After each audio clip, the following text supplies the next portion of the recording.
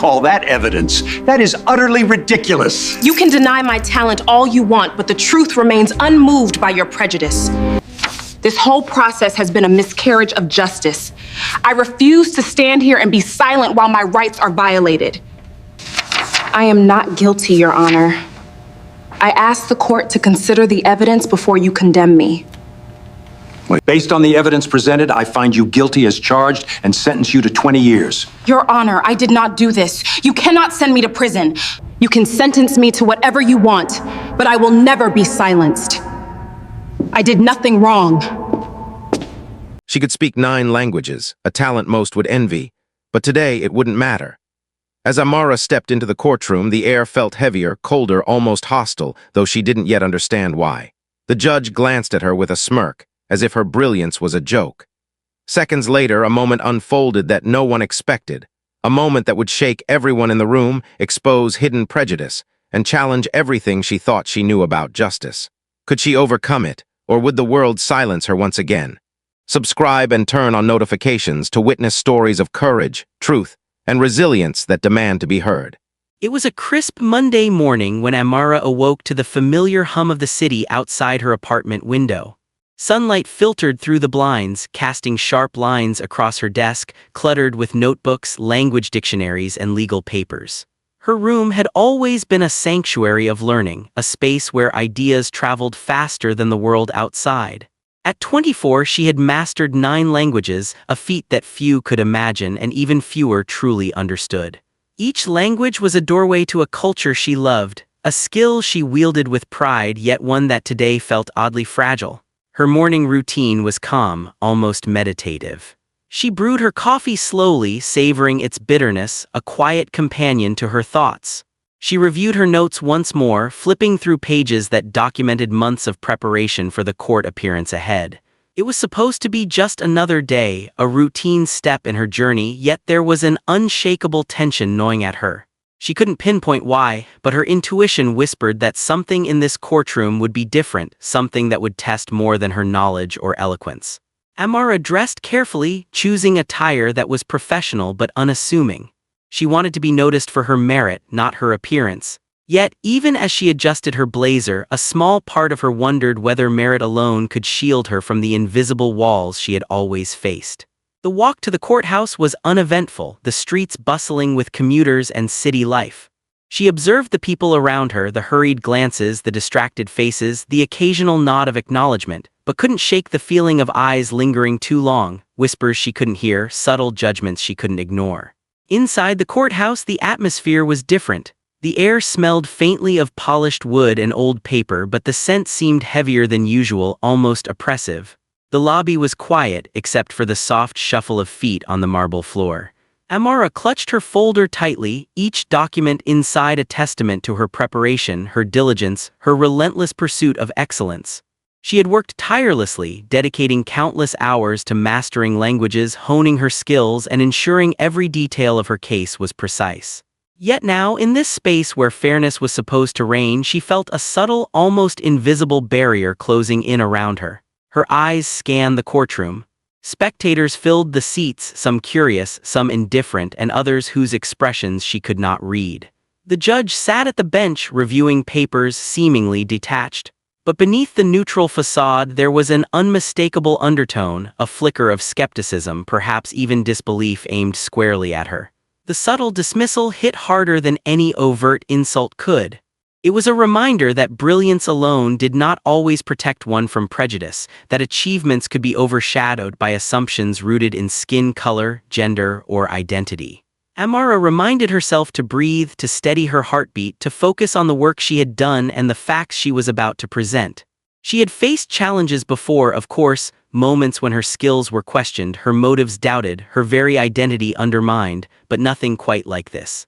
The tension was palpable, stretching through the room like a taut wire. Every glance, every slight movement, every whisper seemed amplified, carrying an unspoken message. You may be brilliant, but here, that may not be enough.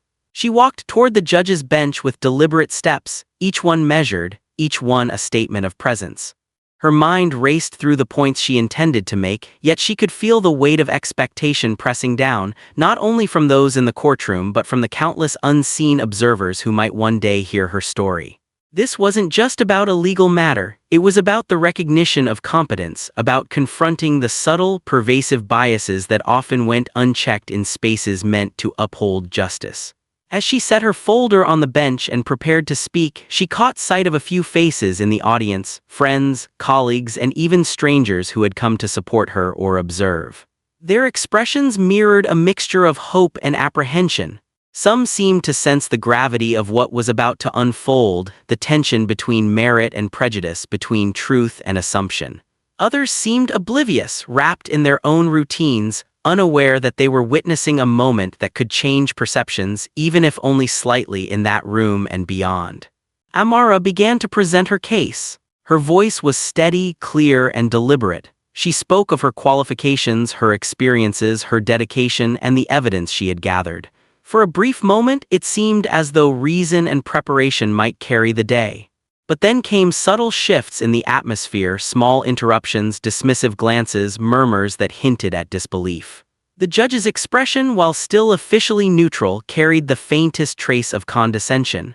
Amara realized that what she was facing went beyond scrutiny. It was a test of resilience, an unspoken challenge to prove that her worth could not be ignored. The tension in the room escalated with every word she spoke. Whispers became more noticeable, eyes lingered longer, and subtle gestures of skepticism punctuated the air. She could feel it, a quiet current of bias flowing through the space, attempting to undermine not her arguments but her very presence. Her pulse quickened, not from fear alone, but from the frustration of being forced to justify her existence, her talent, her intellect, in a place that should have celebrated both. And yet, despite the mounting tension, Amara held her ground. She continued to present her points with clarity and precision, her voice unwavering, her focus laser-sharp. She knew that this moment was about more than her personal victory. It was about confronting the invisible barriers that countless others faced every day. The courtroom had become a microcosm of a larger reality, a place where prejudice and merit collided, where assumptions were challenged, and where courage was measured not in words alone, but in the act of standing firm in the face of dismissal. By the time she concluded her initial presentation, the room had shifted in subtle but undeniable ways. There were no loud declarations, no immediate applause, but the energy had changed. The whispers had quieted, replaced by an almost tangible anticipation. Every person present had been forced, however briefly, to confront the tension between what they believed and what was undeniably true before them. Amara knew this was only the beginning. The real test, the moment that would define the stakes of her journey, was still to come. Her gaze met the judge's for the first time since entering the room. In that moment, she saw something unexpected. A flicker of uncertainty, a crack in the veneer of impartiality. It was subtle, almost imperceptible, but it was there. And with it came the realization that today she was not just presenting facts. She was challenging assumptions, confronting bias, and demanding recognition for what she had earned. The courtroom, once intimidating and oppressive, had transformed into a stage where the clash between truth and prejudice would unfold, and Amara was at its center. The rising tension hung in the air like a storm waiting to break. Every person in the room was now acutely aware that something significant was unfolding. For Amara, the stakes could not have been higher. This wasn't just a personal challenge. It was a moment that reflected a broader struggle, a microcosm of systemic injustice faced by countless individuals whose talents and voices were too often dismissed. And as the courtroom held its collective breath, the question lingered. Would her brilliance finally pierce through the veil of bias, or would it be dismissed yet again, leaving a harsh lesson in the cost of prejudice?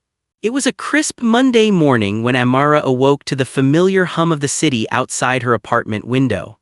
Sunlight filtered through the blinds, casting sharp lines across her desk, cluttered with notebooks, language dictionaries, and legal papers. Her room had always been a sanctuary of learning, a space where ideas traveled faster than the world outside. At 24, she had mastered 9 languages, a feat that few could imagine and even fewer truly understood. Each language was a doorway to a culture she loved, a skill she wielded with pride, yet one that today felt oddly fragile. Her morning routine was calm, almost meditative. She brewed her coffee slowly, savoring its bitterness, a quiet companion to her thoughts.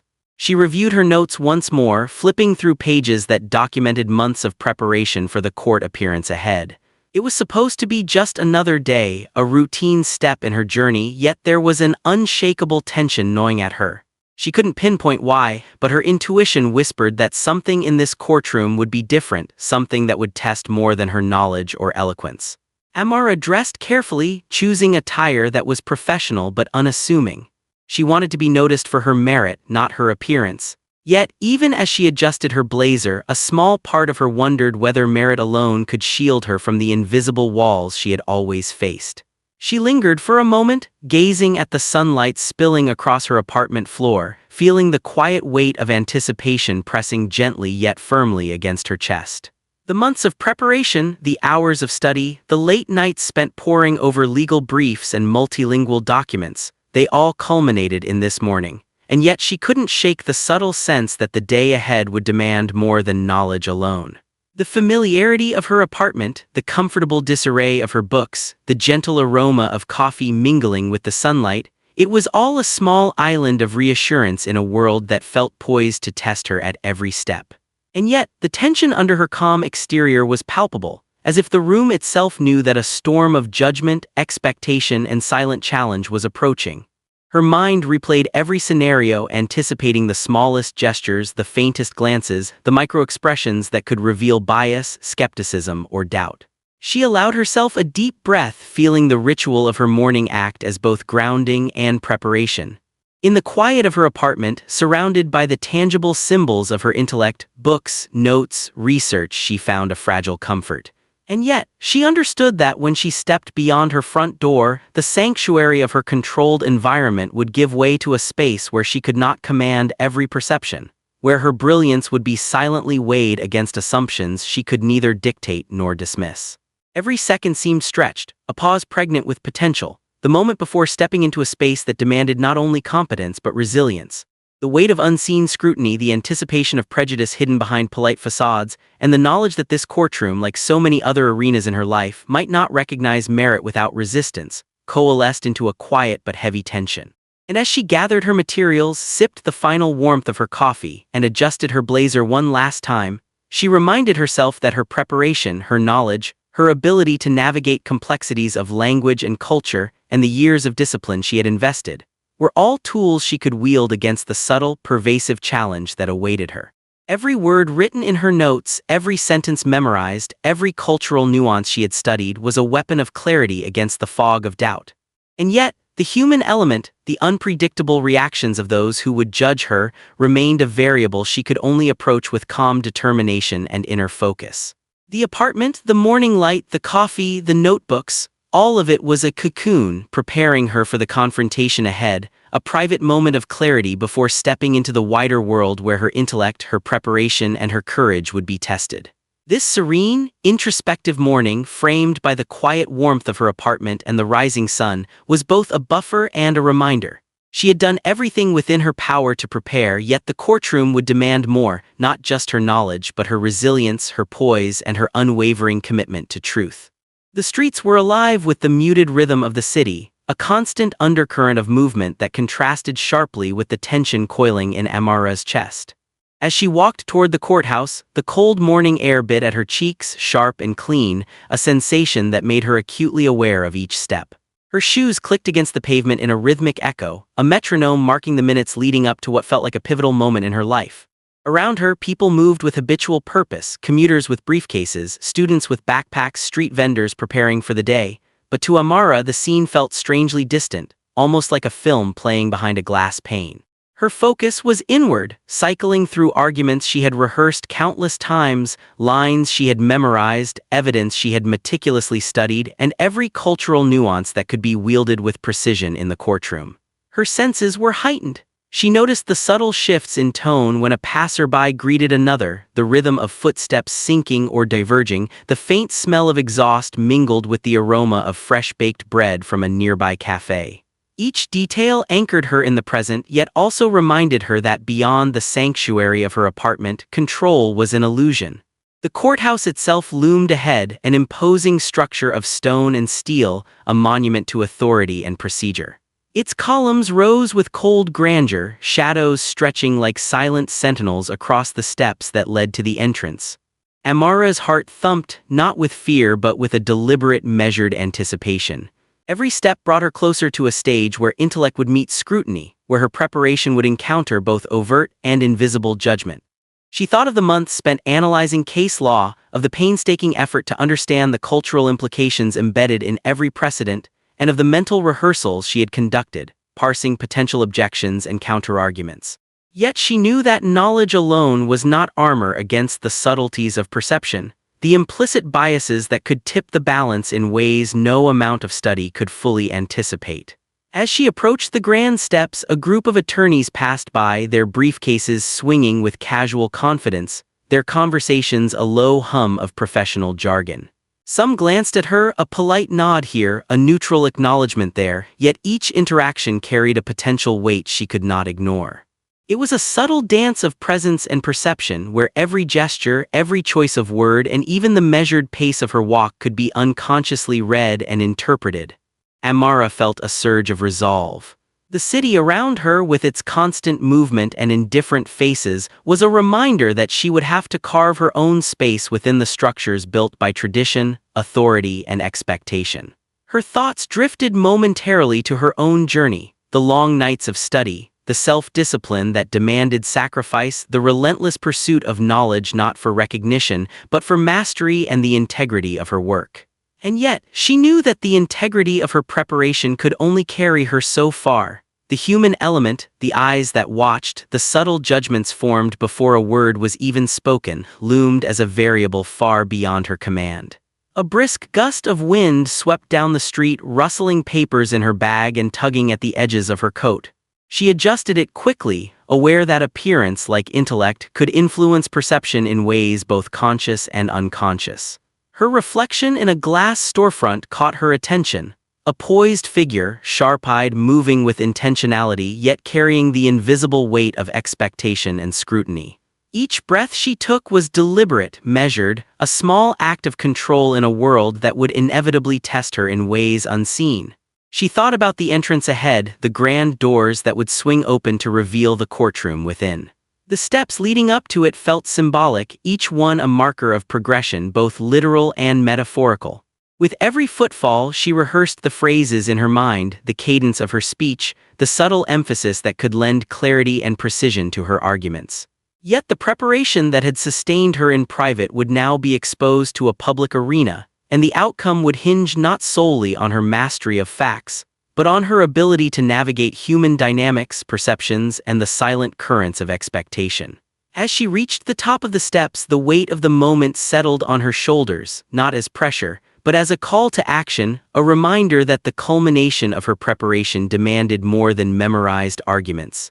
It demanded presence, awareness, and the quiet authority that comes from knowing one has done everything within their power to prepare.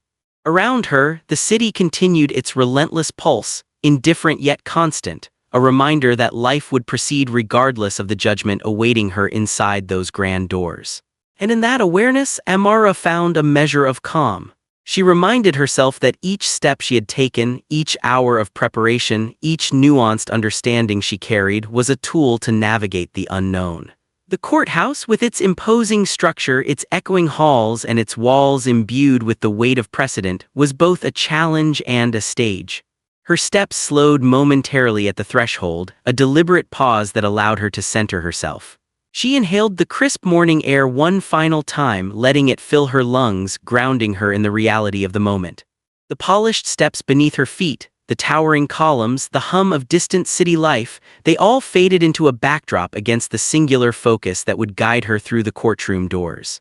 As Amara placed her hand on the cold brass handle and pushed, a sense of readiness swept through her. This was more than a physical movement. It was a threshold between preparation and action, between private mastery and public challenge.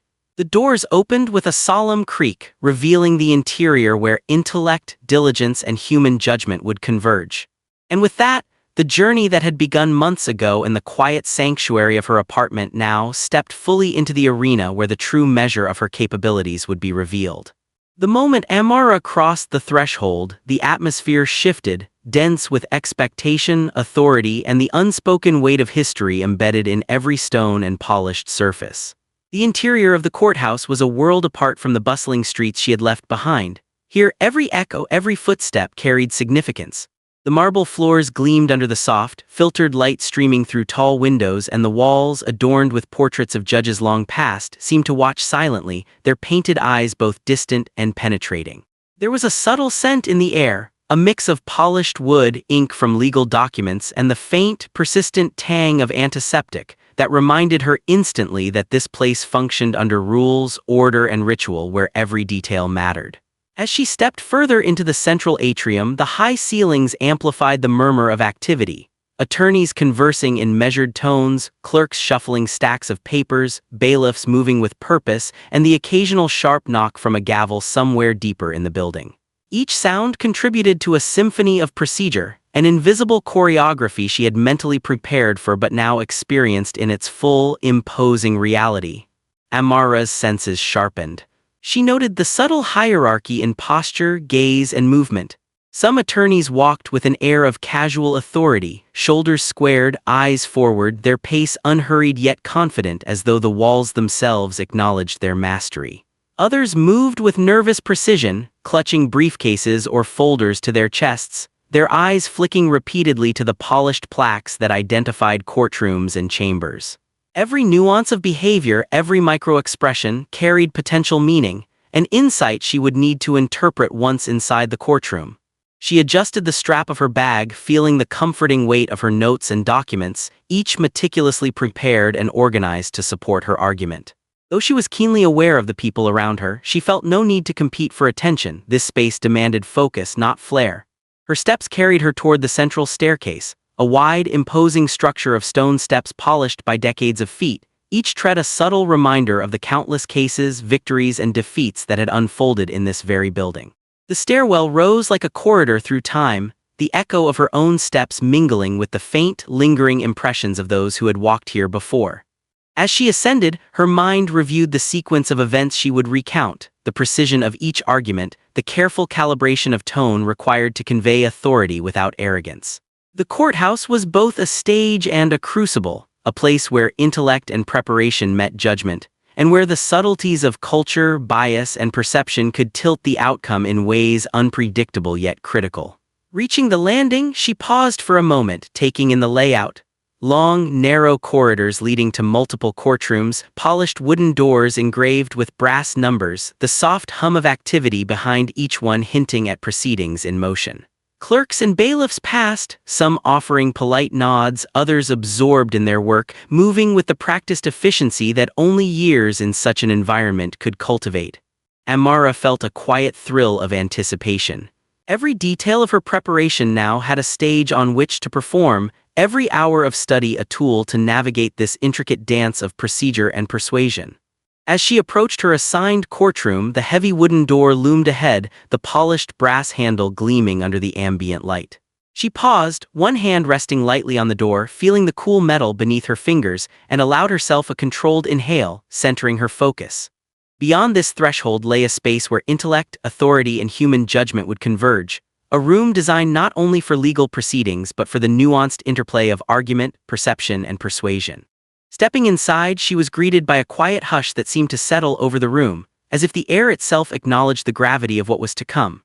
The walls were lined with dark wood paneling, the judge's bench elevated, commanding both literal and symbolic attention, while rows of benches for the public and participants extended in orderly alignment, creating a sense of symmetry and solemnity. The lighting was soft yet deliberate, highlighting key areas without overwhelming the eyes, and the scent of polished wood and aged paper deepened the feeling that this space existed outside of time, where focus and decorum reigned supreme. Amara moved toward her assigned seat, noting the placement of other participants. The attorneys across the room, organized with quiet intensity, the clerk poised with a poised stack of documents, the bailiff standing discreetly at attention, and the subtle tension threading through each individual present. Every detail mattered. The The way a paper was held, the deliberate adjustment of a sleeve, the brief glance exchanged between colleagues, all were potential cues, small yet meaningful. Sitting down, she felt the familiar weight of her notes and documents against her lap, each page a testament to preparation, precision, and foresight. She allowed herself a few controlled breaths, grounding her awareness in the present moment, fully attuned to the room yet unshaken by its intimidating presence. Beyond the procedural and hierarchical layers, there was an almost imperceptible current of expectation, a silent acknowledgement that every action, word, and gesture would be noted, consciously or unconsciously, influencing perception and, ultimately, judgment. The judge entered with quiet authority, the gavel sounding softly but decisively, commanding immediate attention. The courtroom adjusted, whispers faded, movements slowed, and a shared awareness of formality permeated the space. Amara straightened in her seat, aligning posture, focus, and readiness. This was the moment where preparation met execution, where her careful study of legal nuances, cultural implications, and human perception would be tested under the scrutiny of authority and peers alike. As the judge took their place, the room seemed to contract slightly, the ambient sounds fading to a low, distant hum, leaving a concentrated space where intellect, poise, and strategic thinking would determine outcomes. And in that suspended moment, Amara felt both the weight of history and the precision of preparation converge, knowing that her next actions would not merely navigate the procedural machinery, but also engage with the subtle, intricate dance of human judgment, perception, and understanding. The moment Amara rose from her seat, a subtle shift in the courtroom energy made itself known. All eyes, conscious or otherwise, followed her movements. The polished wooden floor beneath her shoes reflected the faintest glint of light from the windows above. She moved with measured precision, aware that each gesture and pause would be scrutinized, not only for what it conveyed, but for what it might reveal about her confidence and credibility. The judge's gaze, steady and evaluative, met hers as she approached the front, and she felt an immediate awareness of the invisible boundaries dictated by protocol, authority, and tradition. Her notes were organized meticulously, but she didn't allow herself to fixate on them. Instead, she let the logic of her argument flow, the sequence of points rehearsed countless times in her mind now emerging naturally. The courtroom itself seemed to lean in slightly with her, the soft rustle of papers, the distant ticking of a wall clock, even the faint creak of benches under the weight of occupants, all became part of a subtle orchestration framing her presence. She began, voice clear and measured, articulating the facts with precision, weaving them into the broader narrative she had carefully constructed. Every example, every reference was chosen not merely for its content but for the rhythm and cadence it brought to her delivery.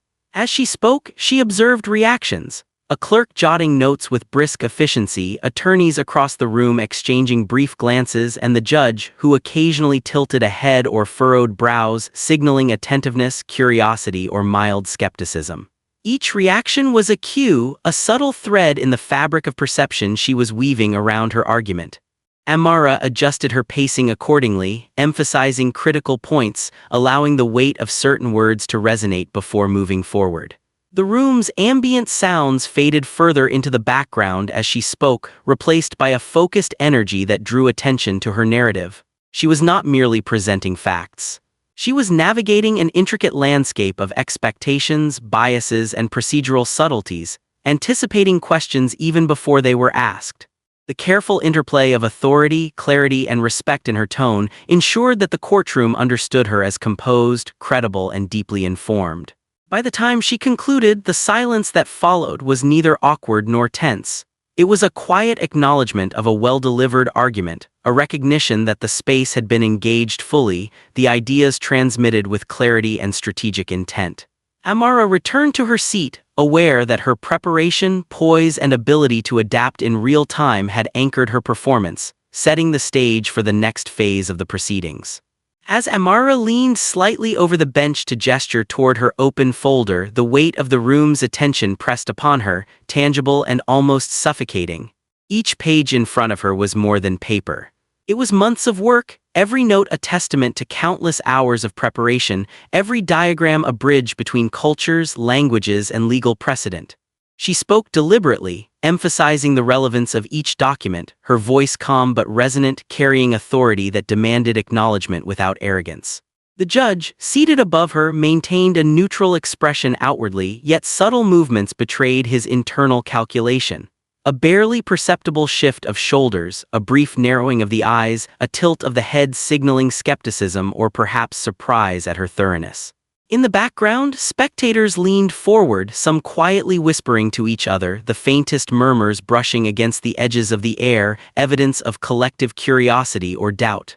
Amara noticed each reaction but did not falter.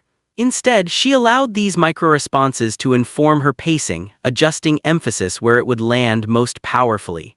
Her hand traced the diagrams, pointing to multilingual notes, translations, and annotations with a controlled precision that reflected both confidence and clarity. It wasn't enough to speak well. She had to ensure the narrative of her evidence was undeniable, that no one could question its validity or significance. Every example she presented carried both factual weight and human resonance, cases where her linguistic skills had prevented misunderstandings, enabled communication across barriers, and facilitated resolutions in moments that might otherwise have escalated. The judge's gaze followed her every movement, the slight tilt of a pen in hand, the subtle tightening of his jaw, the almost imperceptible blink that betrayed surprise at the breadth of her preparation. Spectators mirrored the tension, a mixture of awe, incredulity, and tentative acknowledgement reflected in their body language. A quick glance toward neighbors, a subtle nod, a hand brushing across a notebook. Even in the midst of these small human gestures, Amara held her composure, aware that perception was as critical as the facts themselves.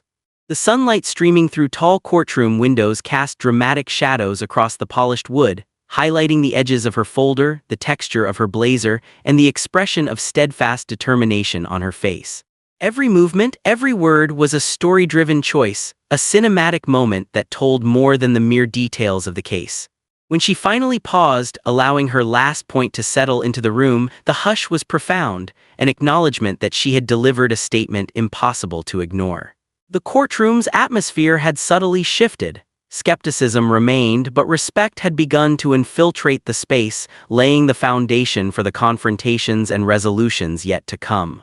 The subtle power of the courtroom shifted in an instant when the judge leaned back slightly, a smirk curling the corner of his lips, a quiet, almost imperceptible gesture that carried volumes more than words could convey.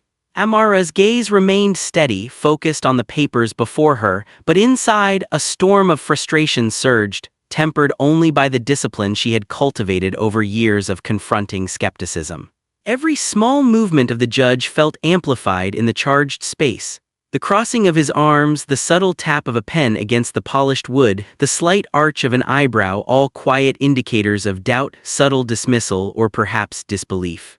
Spectators in the gallery mirrored this tension, leaning forward in their seats, some exchanging glances, the softest whispers brushing the edge of audibility.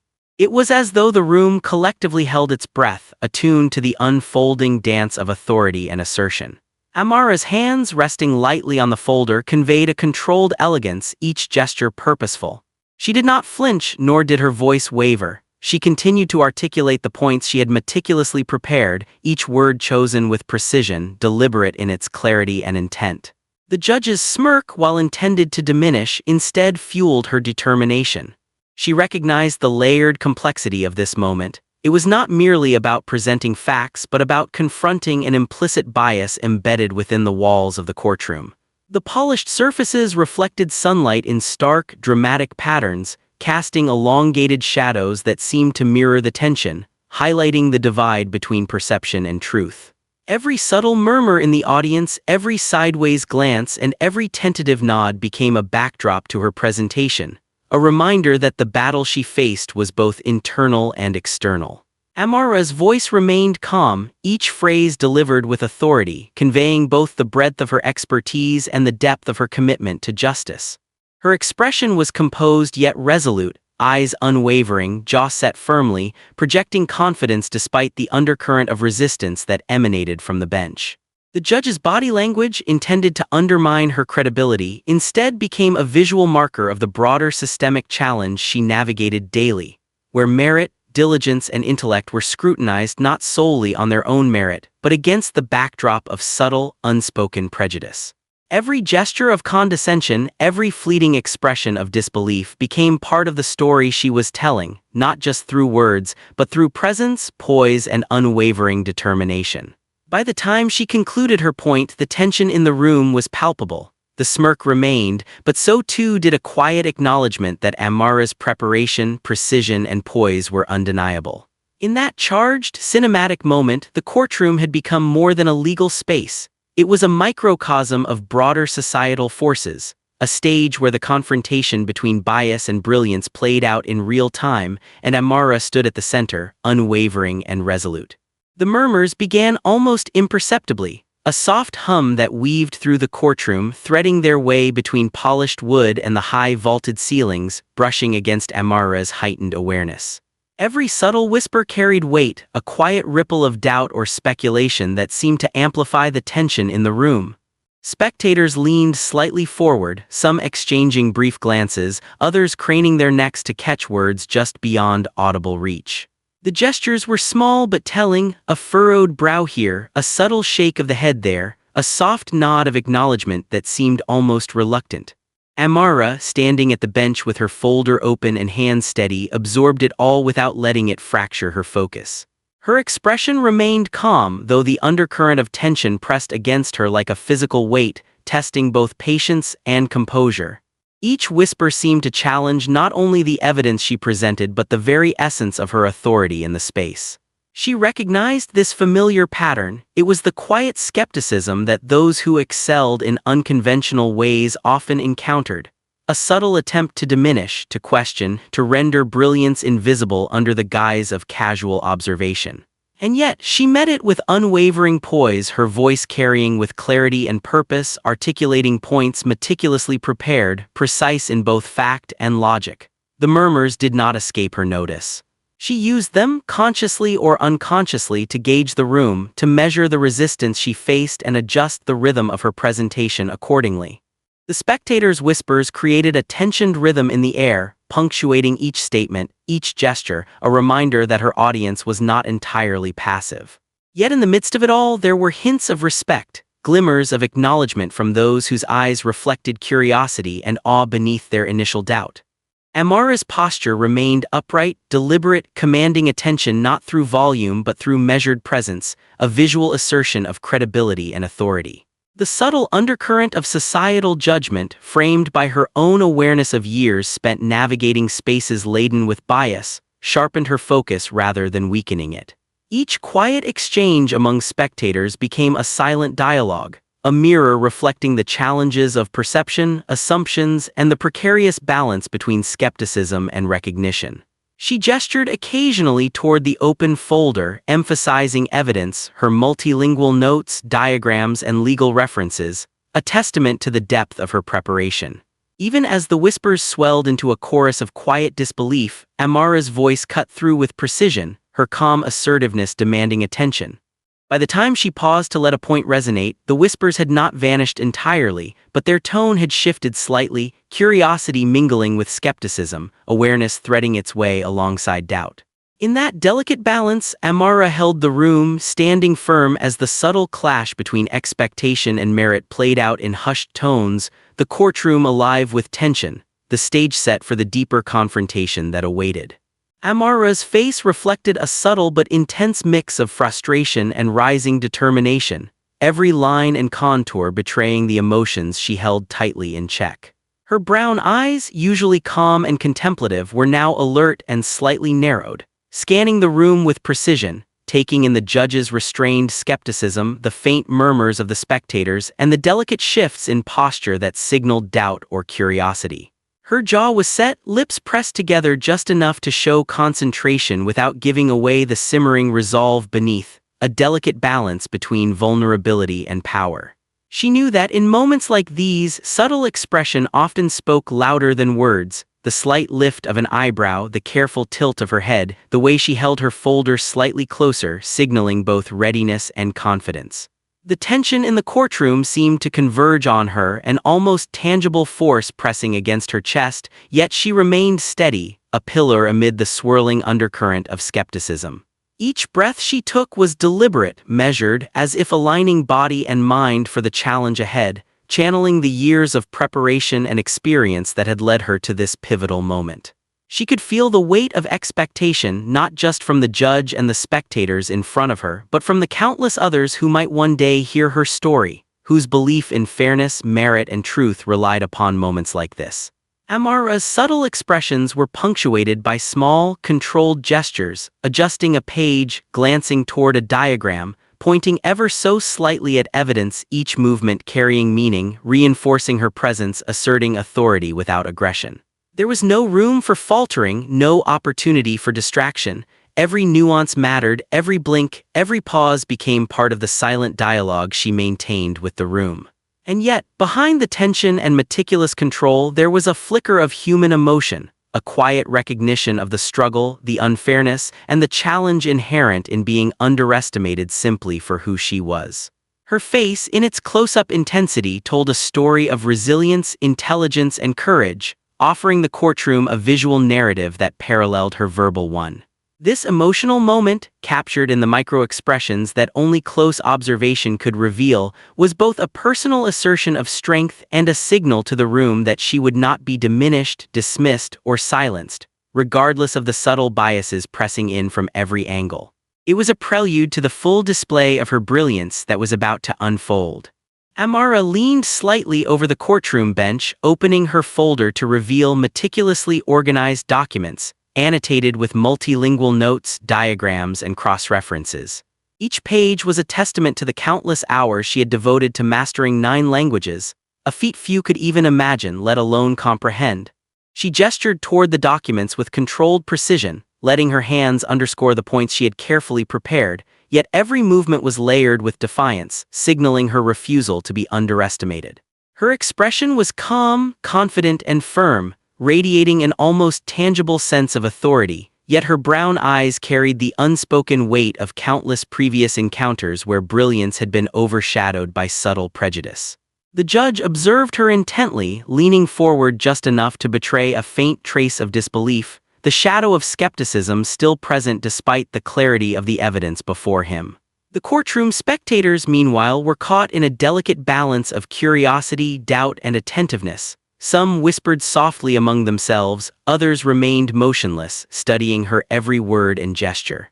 Amara's posture remained unwavering, a controlled yet dynamic presence that subtly demanded acknowledgement. As she explained the significance of her multilingual skills, she highlighted examples where her ability to communicate across cultures had resolved conflicts, clarified misunderstandings, and connected communities in ways others could not.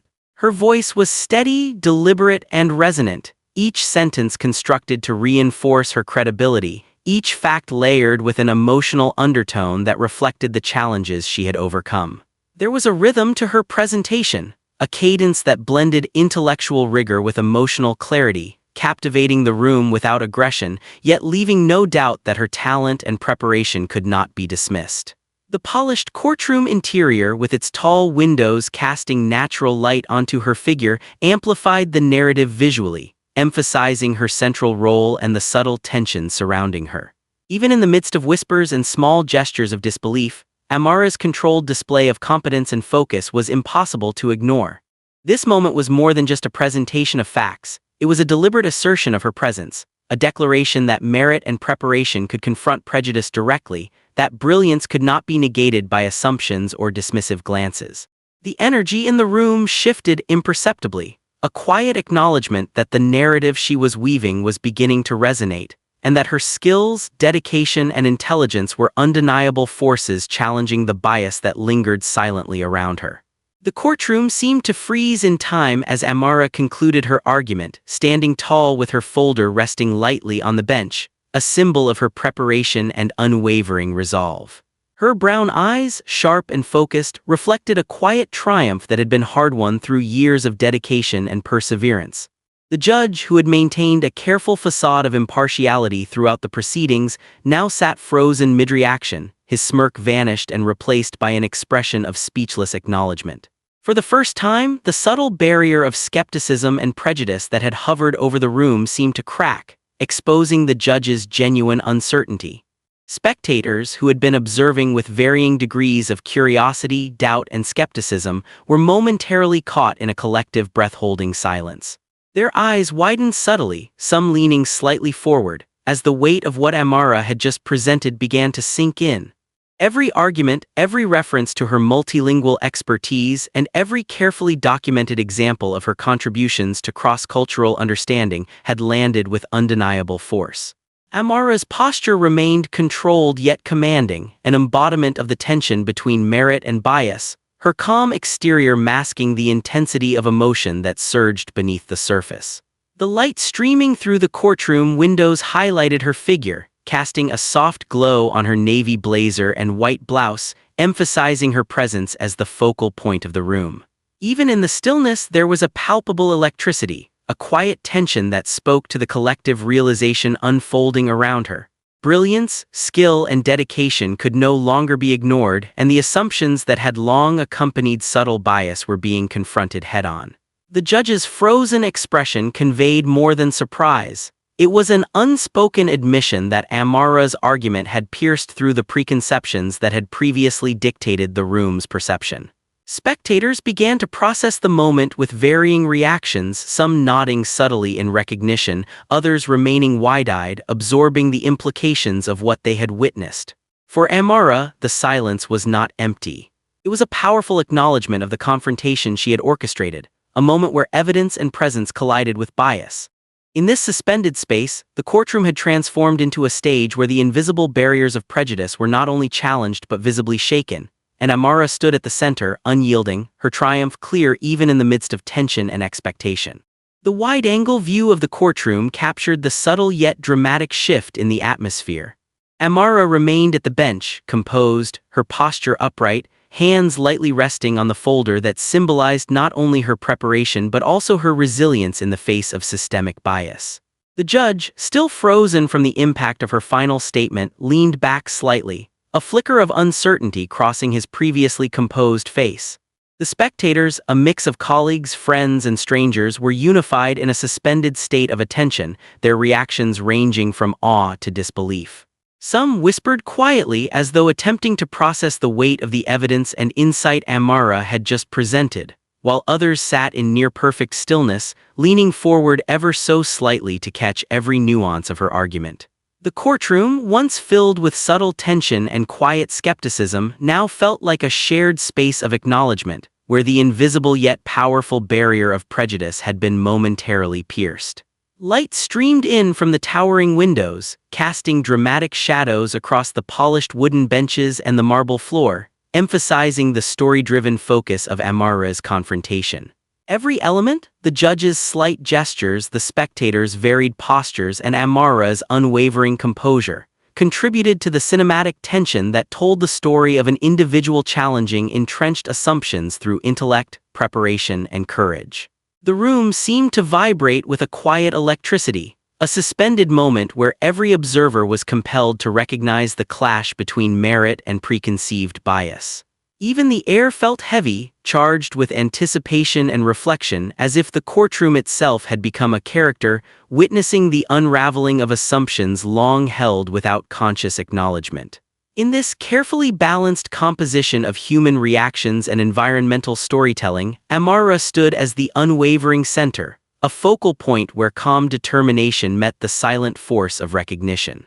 It was in this stillness, this pause filled with layered emotion, that the significance of her argument crystallized, showing that courage combined with undeniable evidence could challenge perceptions, disrupt subtle prejudice, and inspire both immediate and lasting reflection.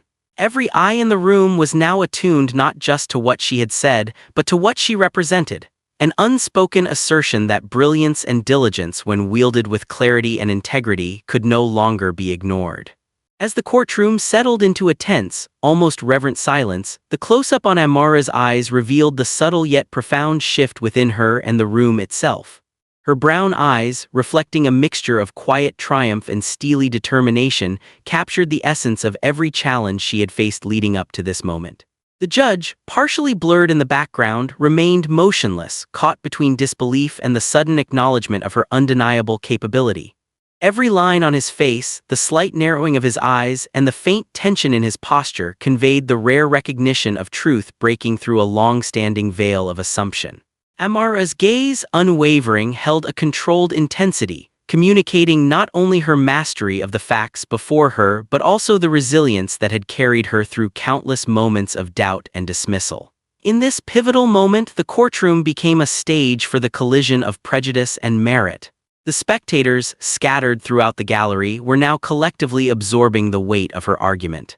Some faces softened in astonishment, others leaned forward in a quiet, almost imperceptible acknowledgement of her intellect, while a few seemed forced to reconsider long-held assumptions that had colored their perceptions without conscious awareness.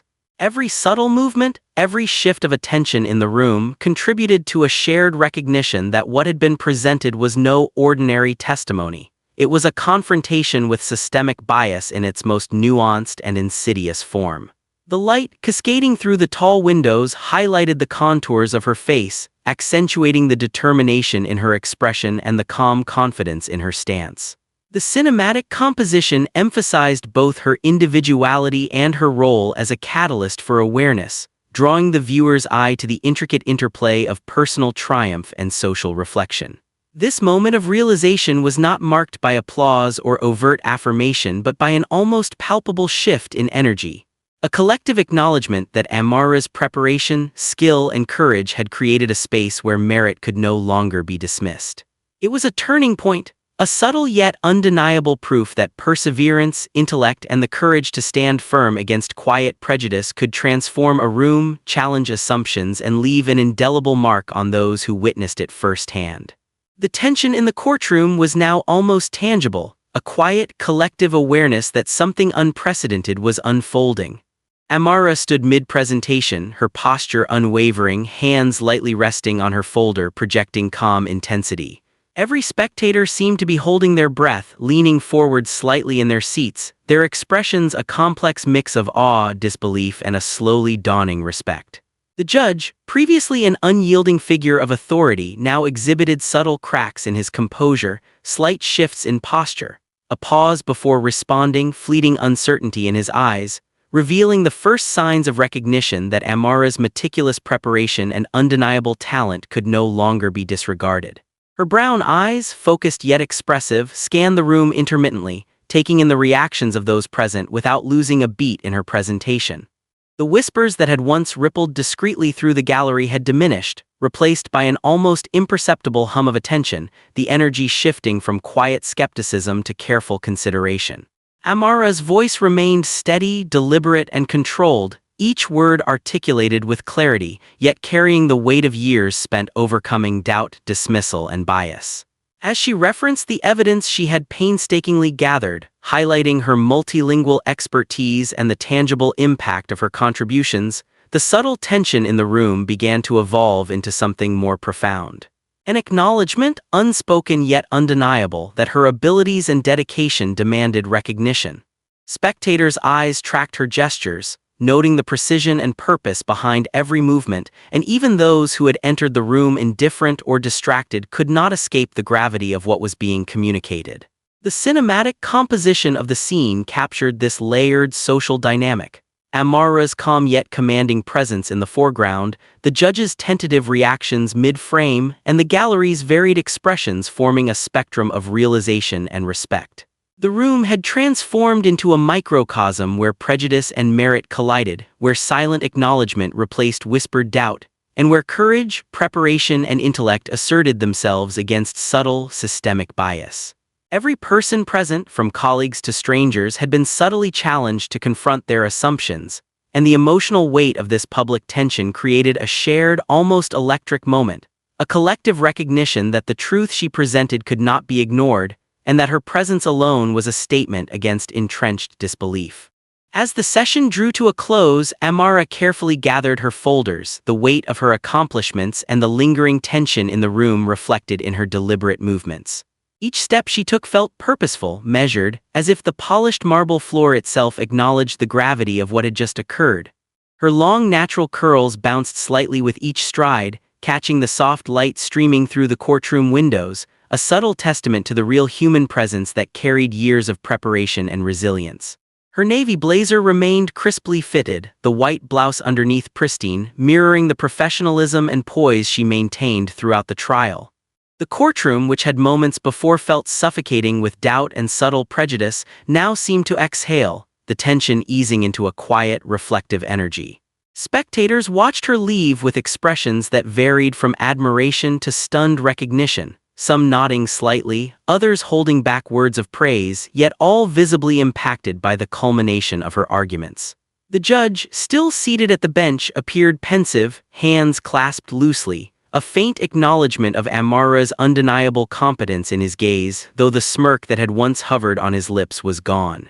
Every detail of the scene, the architectural grandeur of the courtroom, the high ceilings, the rich wooden panels, the subtle gleam of polished surfaces, served to underscore the significance of this moment, framing her exit as more than a simple departure but a symbolic stride past the barriers of bias and dismissal. Outside the immediate walls of the room, the murmurs of conversation began to ripple gently, the impact of her presence slowly echoing among those who had witnessed the quiet confrontation unfold. Amara's expression was reflective, thoughtful, yet imbued with a quiet triumph, a recognition that the fight she had fought here had been both personal and emblematic of a broader struggle. Every observer who had doubted her competence, every whisper of disbelief, had been met with reason, preparation, and unwavering determination. As she reached the courtroom doors, the interplay of light and shadow accentuated the cinematic quality of her exit, highlighting not only the physical movement but the emotional resonance of her victory, however subtle it might have been to the casual observer. In this act of walking away, she embodied resilience made visible, and the moment crystallized as a tangible testament to courage, preparation, and quiet triumph over systemic doubt. Stepping out onto the courthouse steps, Amara was immediately struck by the contrast between the tense, confined atmosphere she had just left behind and the expansive cityscape that stretched before her. The golden hour sunlight bathed the streets in a warm, almost celebratory glow, illuminating every detail of her surroundings. The stone steps beneath her feet, the bustling pedestrians in the distance, and the soft flicker of reflections from glass windows lining the city blocks. Yet despite the seemingly uplifting scene, her mind remained deeply anchored to the courtroom and the subtle battles she had just navigated. She held her folder tightly in one hand, a tangible reminder of the preparation, evidence, and effort that had fueled her presentation. Her other hand brushed lightly against the railing, grounding herself in the present while her thoughts traced the ripple effect of the morning's events. Her expression was contemplative, a blend of pride, fatigue, and a lingering awareness of the broader implications of what had just transpired. Every step she had taken, every word she had spoken, had not merely been an exercise in presenting facts. It had been a confrontation with invisible barriers, a measured challenge to assumptions rooted in prejudice, and a declaration of the undeniable value of her skills. As she looked down at the city streets below, Amara considered the countless others who, like her, faced subtle dismissal or skepticism daily, whose voices and talents went unrecognized and whose struggles rarely received acknowledgement. The sunlight glinting off her natural curls seemed to mirror the flicker of realization within her, that this moment, while significant, was part of a larger narrative of systemic challenge, courage, and persistence. Her professional attire, crisp and well-fitted, contrasted with the casual passers-by, yet in that contrast lay a visual metaphor for the journey she had undertaken, one defined by preparation, integrity, and determination against forces that often underestimated or dismissed her capabilities. As she lingered on the steps, she allowed herself a deep breath, feeling the cool air brush against her face, and considered the lessons she had internalized. Resilience alone was insufficient, but resilience combined with clarity, preparation, and courage could confront even the most entrenched bias.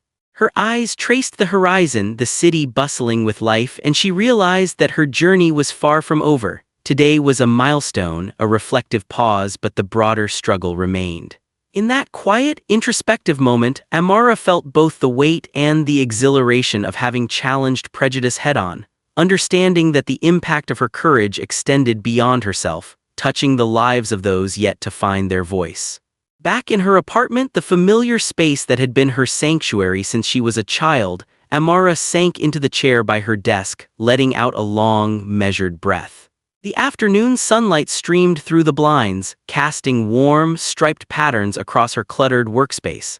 The notebooks stacked with meticulous care, the language dictionaries well-worn from repeated reference, and the folders containing every piece of evidence she had painstakingly gathered.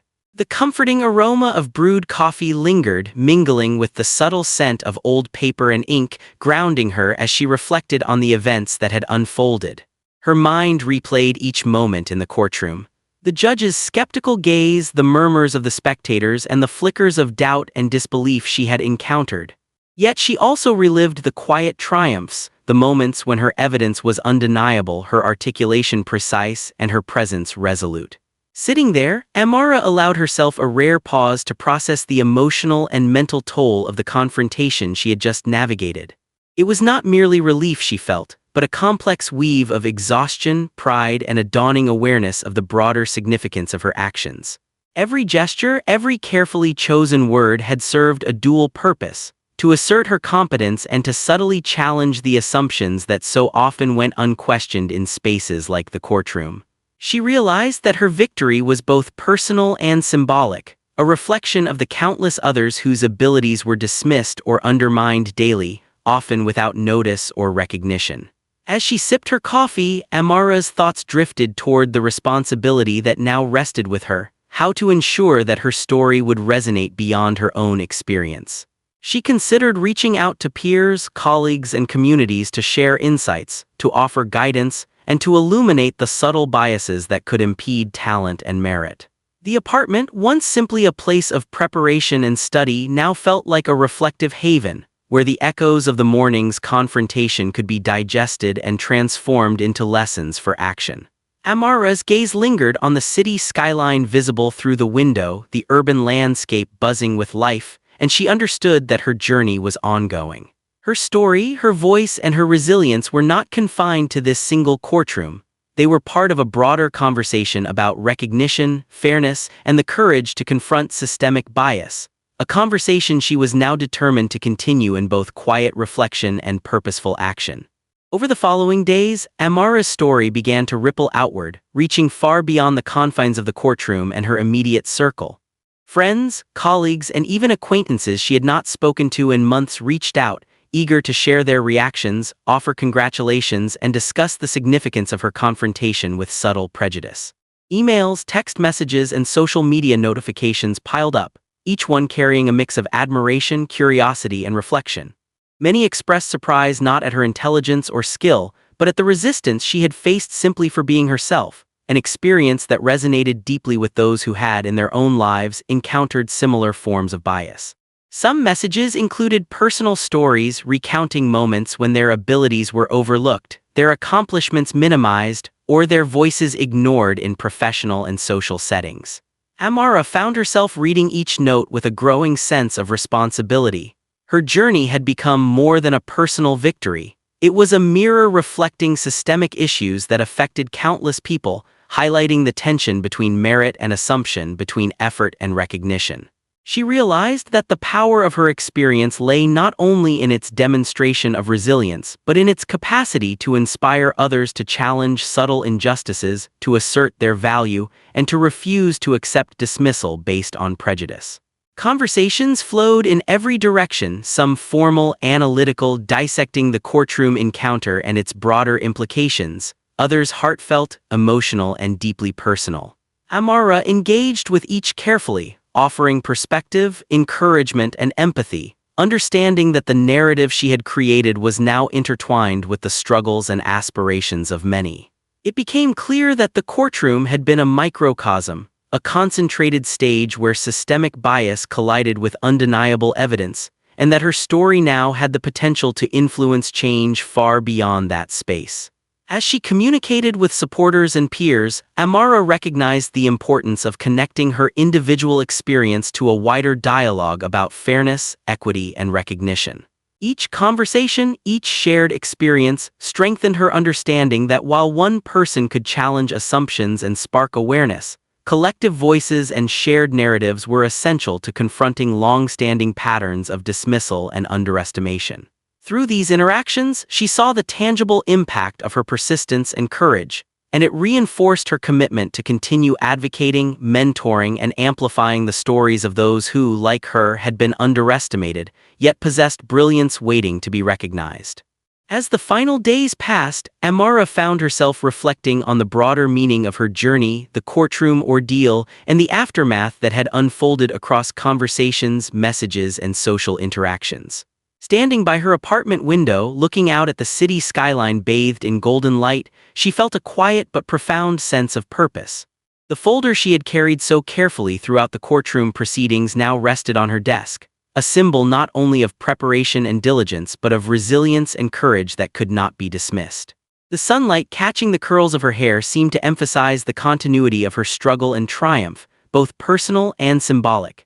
She understood that the story she had lived and told would continue to ripple through the lives of others who faced subtle prejudices and systemic doubt, offering a template for courage, preparation, and unwavering focus. Even as recognition spread among those she had touched, Amara knew that her victory did not erase the larger reality. Countless individuals' talents remained hidden or unacknowledged, their voices muted by the weight of expectation, bias, and oversight. Her experience, however, had become a living testament to what could be achieved when preparation met courage, and when truth was presented unapologetically, refusing to bow to assumption. She considered the countless Amaras, people whose brilliance had been questioned, dismissed, or underestimated, and realized that her story could serve as both inspiration and a call to action, a reminder that resilience alone was not enough. Advocacy, clarity, and the deliberate confrontation of prejudice were essential tools. In this quiet moment, she reflected not on personal glory but on responsibility.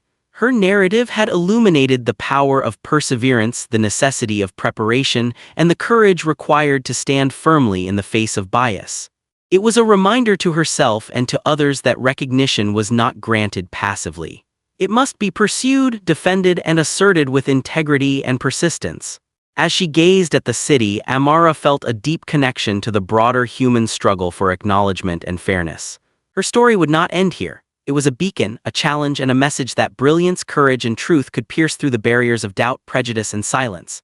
And in that realization, Amara understood that while the courtroom had been the stage, the journey continued, extending far beyond its walls, into lives waiting to be seen, voices ready to be heard, and moments of courage yet to unfold.